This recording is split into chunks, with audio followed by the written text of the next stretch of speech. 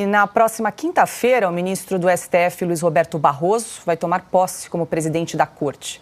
Barroso vai assumir o posto na vaga da ministra Rosa Weber, que vai se aposentar de forma compulsória ao completar 75 anos de idade.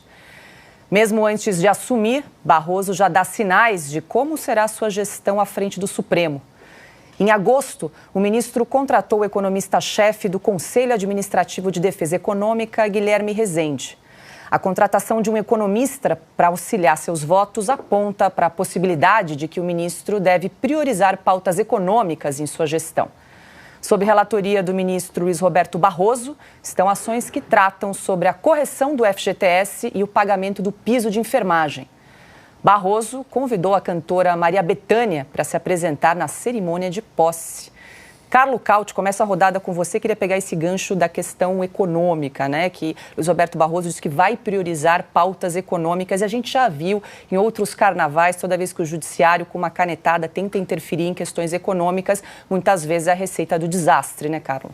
Pois é, né? Só queria, antes de entrar na pauta econômica, Paula, jogar uma provocação para o nosso público. Vocês acham que a Corte Suprema da Alemanha chama uma cantora para a posse de um ministro ou de um juiz? Ou a Corte Suprema, depois a gente pergunta para a Paula, lá nos Estados Unidos, se a Corte Suprema em Washington chama uma cantora country, por exemplo, para uma posse de um ministro, ou a Corte Suprema na França ia chamar, não sei, uma cantora chamada Lavigne Rose para a posse de ministro, porque assim, é esse o ponto, a palavra carnaval é adequada a isso. A posse de um ministro de uma Corte Suprema é um negócio que deveria ser de uma formalidade extrema e de uma seriedade absoluta, e também de uma elegância, de uma austeridade que deveria ser a prioridade para mostrar isso aos outros poderes também. Então, chamar uma cantora, nada contra a Maria Bethânia, por sinal, eu também gosto das músicas, mas não é adequado o momento, evidentemente, não é adequado o rito para algo desse tipo. Mas, tirando essa pequena provocação internacional para o nosso público, voltando nas pautas econômicas, olha, toda vez que a Corte Suprema de um país interfere, qualquer corte, também a questão do judiciário como um todo, interfere em questões econômicas, normalmente isso cria problema, cria distorções e vai acabar afetando a atividade econômica de um país. A gente viu na semana passada várias decisões evidentemente equivocadas de tribunais de primeira instância que ordenaram, por exemplo, que todos os motoristas de Uber, se não me engano, ou de trabalhadores de aplicativo, deveriam ser contratados como CLT. Isso mesmo se há uma jurisprudência consolidada de cortes superiores do Brasil que falam que não tem nada a ver, que não devem ser contratados esses motoristas como CLT, porque faz parte do acordo entre as partes e não se encaixa esse tipo de atividade como uma atividade continuativa, enfim, há meia dúzia de sentenças de decisões de tribunais superiores, mesmo assim, cortes inferiores foram contra decisões superiores.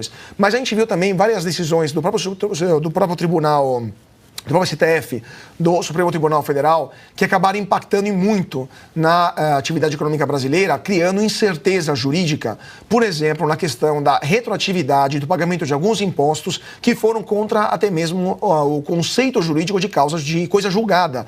Não pode isso. Isso por quê? Porque o governo federal, evidentemente, precisa desesperadamente de dinheiro. Vão fechar as contas públicas esse ano com um rombo entre 130 e 150 bilhões de reais.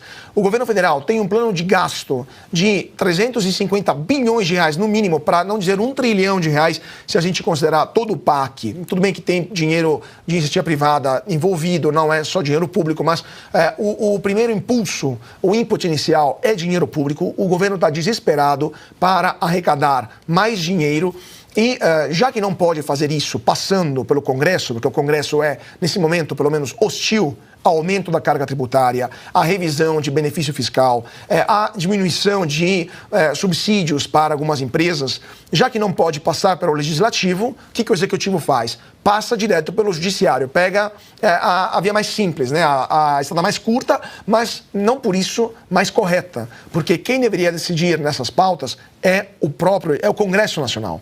Não se pode governar com a terceira Câmara, que seria o STF. Então, o STF já está se preparando para uma série de revisões de questões econômicas que vão, inevitavelmente, favorecer o Executivo através de uma maior arrecadação, o que significará um aumento da carga tributária para as pessoas. Então, mesmo que o Legislativo em sua maioria, seja contrário, vamos muito provavelmente assistir nos próximos meses ao aumento dos impostos, aumento da carga tributária na população brasileira como um todo e nas empresas para financiar esses projetos de gastos faraônicos, que na verdade nada mais são que gastos correntes. Aumento de salário de funcionalismo público, aumento de auxílios de várias formas, tem pouquíssimo projeto infraestrutural. Então, é gasto, vamos dizer assim, gasto do que o PT sabe fazer, na melhor tradição do PT, né? Ou seja, gasto público corrente.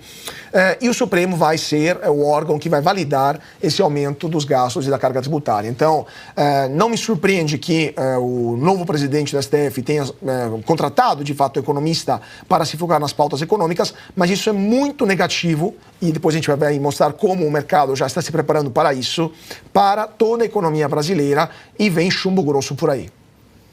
Ana, já que o Carlos lançou a provocação, vou jogar para você. Como é que funciona aí a posse de ministro da Suprema Corte? Tem banda de música, show de mágica? Como é que funciona aí? Tudo muito discreto, Paula. Não tem isso que nós temos no Brasil. Aliás, todos os juízes da Suprema Corte Americana, juízes, não são ministros, não são advogados, não são cupinchas, são juízes. Foram juízes federais, juízes em primeira instância, juízes federais. E a sabatina do Senado, Paula, é exatamente focada nas decisões que esses juízes e essas juízas tomaram em instâncias inferiores. E tudo muito correto. E assim que acontece essa posse, tudo muito discreto, solene, discreto, rápido. Nenhum juiz tem rede social, nenhum juiz fala fora dos autos, nenhum juiz fica fazendo lives no YouTube, por exemplo. Mas não é difícil da gente entender, né, a postura desses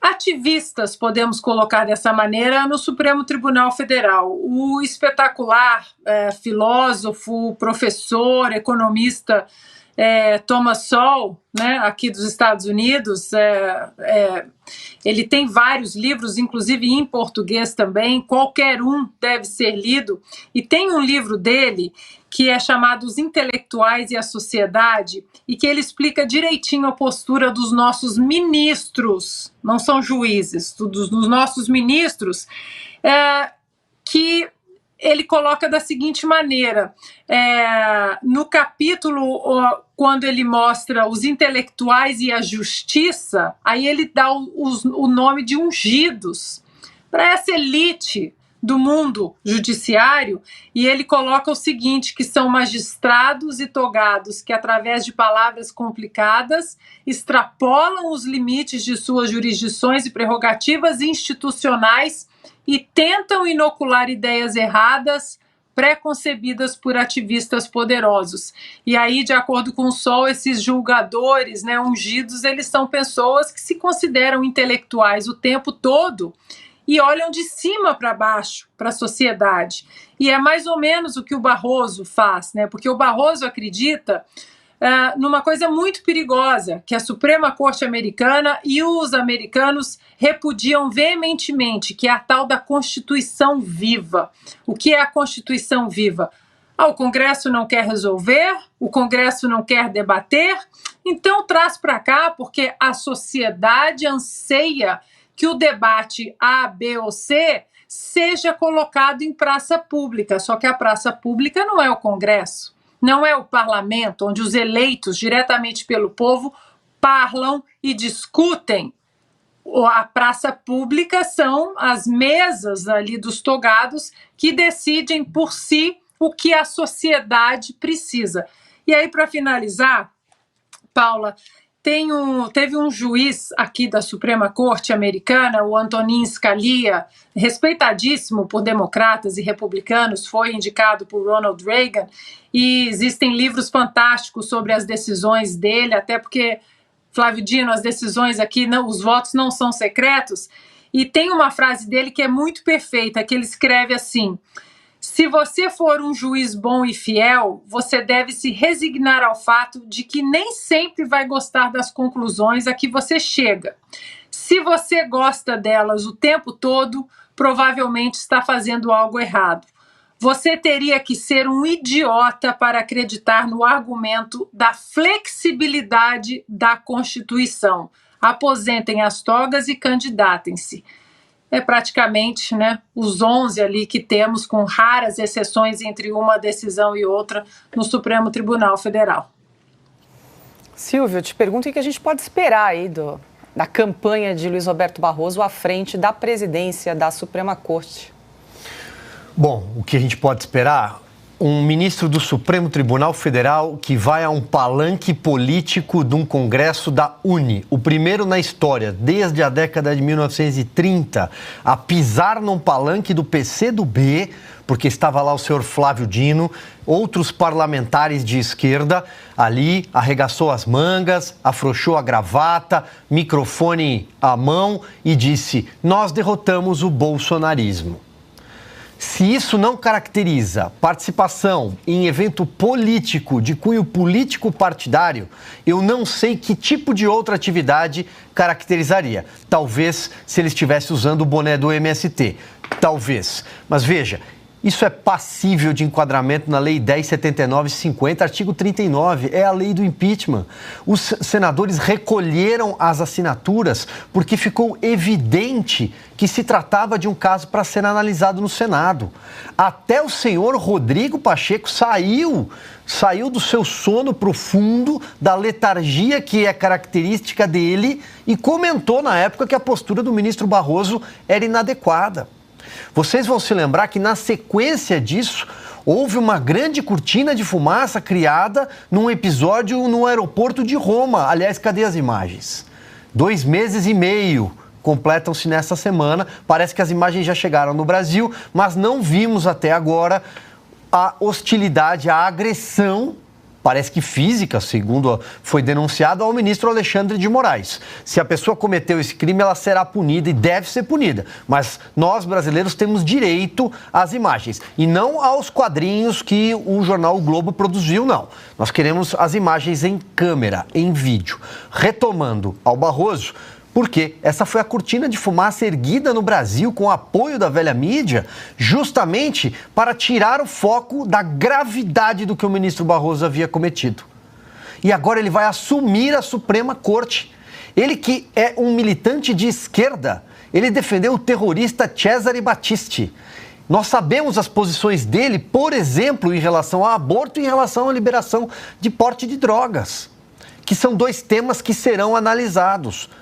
Ou seja, para resumir, é um ministro militante que deveria se declarar impedido, a Suprema Corte deveria impedir esta posse neste momento, até que ele respondesse ao pedido apresentado pelos senadores no Congresso Nacional. Se o plenário do Senado decidisse, não foi um evento político partidário, e aí segue a vida, aí segue o jogo. Mas até que isso seja analisado, ele não poderia. Essa posse deveria ser suspensa. O ministro Fachin será o vice, então o ministro Fachin pode ser o presidente do Supremo Tribunal Federal. Sabemos que o fato de ser ou dirigir a corte, comandar a corte, é muito mais algo pro forma, é muito mais algo luminoso, coisa que ele também gosta muito, holofotes, microfone, aquele jeito dele de querer passar uma intelectualidade, como se fosse um ser superior, sabemos. Mas, de qualquer forma, ainda que seja algo administrativo, de pautar a casa, ele deveria estar de fora nesse momento, até que responda pelo que cometeu.